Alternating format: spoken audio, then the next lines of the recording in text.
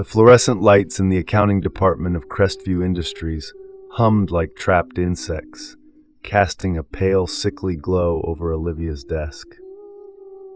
It was 10:37 p.m., and her third consecutive night working late to finalize the quarterly audit, a project her manager had called career-making in one breath and urgent in the next. The open floor plan of the 22nd floor, usually buzzing with chatter and keyboards, felt cavernous now.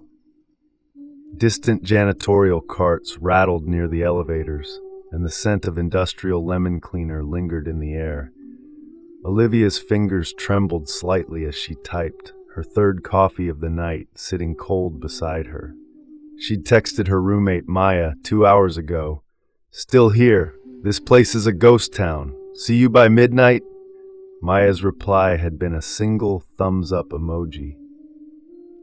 At 11:02 p.m., the motion-activated lights in the east wing blinked off, plunging the rows of cubicles into shadow. Olivia froze, her cursor hovering over a spreadsheet. The building's HVAC system shuddered to a stop, leaving a silence so thick she could hear her own pulse. Just a power save mode, she told herself. But then, faintly, a metallic click echoed from the stairwell door down the hall, the one that hadn't fully latched since the fire drill last week. She stood, her chair rolling back with a squeak. "Hello?" Her voice wavered. No answer. The security desk downstairs had been empty when she'd swiped in at 8 p.m. Bud, the night guard, was probably napping in the break room again. She hesitated, then grabbed her phone. No service. The office Wi-Fi, she realized, had disconnected. The first scream of the fire alarm made her jump.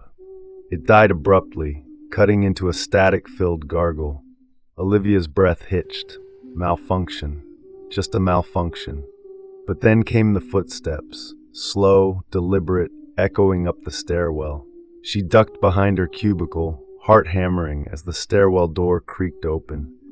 A man's work boots, scuffed and flecked with dried mud, stepped onto the carpet. He paused, his shadow stretching long under the emergency exit sign. Olivia crouched lower, her phone clutched to her chest. The man walked past her aisle, his breath audible, a wet, rasping sound. She caught a glimpse of his reflection in a monitor, a black hoodie, a gloved hand trailing along the cubicle walls. He stopped at the IT department's server room, 30 feet away, and began methodically unplugging cables. A thief? But then he turned, and Olivia saw the knife, a hunting blade, its edge serrated, tucked into his belt. She stifled a whimper. The man's head snapped toward her. For a heartbeat, their eyes met in the monitor's glow. His face was gaunt, lips peeled back in a grin too wide for his skull. Olivia bolted. The chase was silent at first. He didn't shout, didn't laugh, just pursued, his boots thudding as she sprinted past the copy room toward the emergency stairs. The door was propped open with a cinder block. Olivia hurled herself down the concrete steps, her flat slipping on the edge. Behind her, the door slammed shut. A chain rattled. He'd locked her in. She stumbled into the 21st floor lobby, pitch black save for the exit signs. Her hands found the wall, trembling as she inched forward. A low laugh echoed from the vents above. "You're quick," the man crooned. His voice was nasal, almost conversational. "But the elevators are down, stairs are all chained, and Bud, he's indisposed." Olivia's legs gave out. She crawled behind a reception desk, fumbling for a landline. Dead air. The man began humming, a nursery rhyme off-key as he descended the stairs. She sprinted to the south wing, where motion sensors still worked. The lights flicked on, revealing his silhouette waiting at the far end. He'd circled back. For 2 hours, it became a game. He herded her through supply closets, storage rooms, the empty cafeteria. Once, she hid in a ceiling vent, sobbing silently as he tapped the metal beneath her with his knife.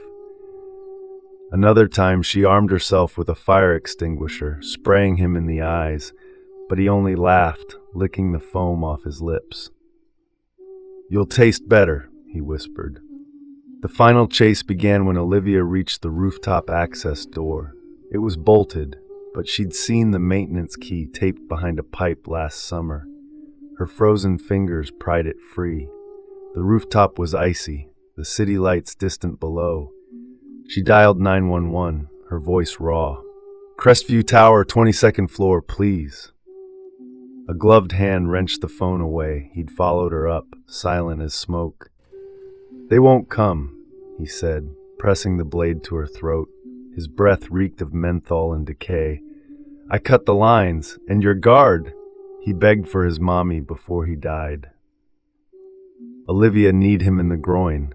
He staggered and she ran, not toward the door, but the edge. The city spun below. She climbed the parapet, wind whipping her hair. The man lunged. For a split second they teetered. Then gravity took over. Later, the police would find Bud's body in the break room, a half-eaten sandwich beside him. Olivia's laptop still open, her audit unsaved. And on the rooftop, a single work boot, its sole smeared with blood and gravel. No witnesses, no CCTV footage. Just a 911 call that disconnected too soon. Maya reported her missing at dawn. The detective assigned to the case would note the odd details, the unlocked stairwell, the disconnected server, the lack of fingerprints. But in the end, it was filed under unsolved. Crestview's executives paid for extra security. The 22nd floor was renovated. Life moved on. Though sometimes, night janitors swear they hear footsteps in the east wing, and a faint, wet humming just beyond the light. If you enjoyed this chilling tale of suspense and survival, don't forget to subscribe for more gripping stories that will keep you on the edge of your seat. And remember, when the lights flicker and the shadows stretch long, trust your instincts. Until next time, stay safe and keep the lights on.